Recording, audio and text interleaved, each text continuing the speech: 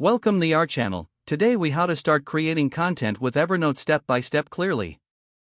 Open Evernote and create an account if you don't have one yet.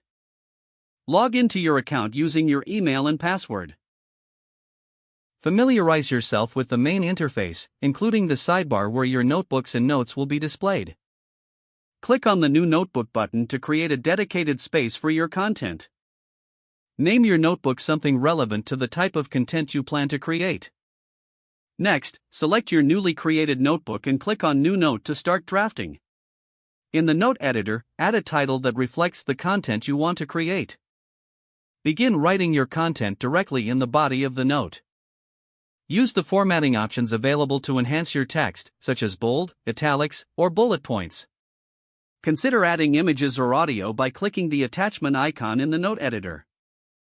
If your content involves research, use the web clipper to save articles directly into Evernote for easy reference later. Organize your notes by tagging them with relevant keywords to improve searchability. You can also set reminders for deadlines or follow-up tasks by clicking the reminder icon.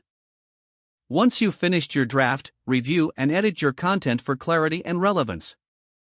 When you're satisfied, use the share feature to collaborate with others or share your work.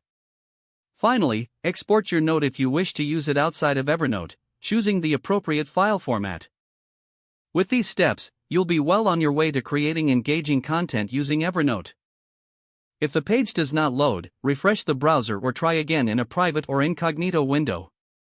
Make sure you are using the correct email address, then retype it carefully to avoid small typos.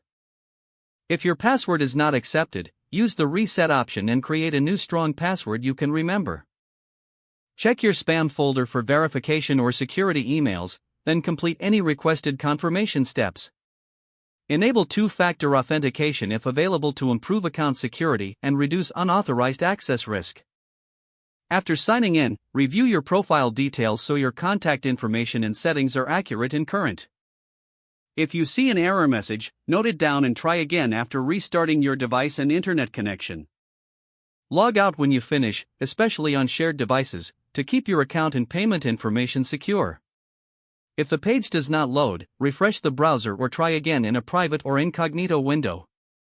Make sure you are using the correct email address, then retype it carefully to avoid small typos. If your password is not accepted, use the reset option and create a new strong password you can remember. Don't forget to like this video and subscribe to our channel for more step-by-step tech guides.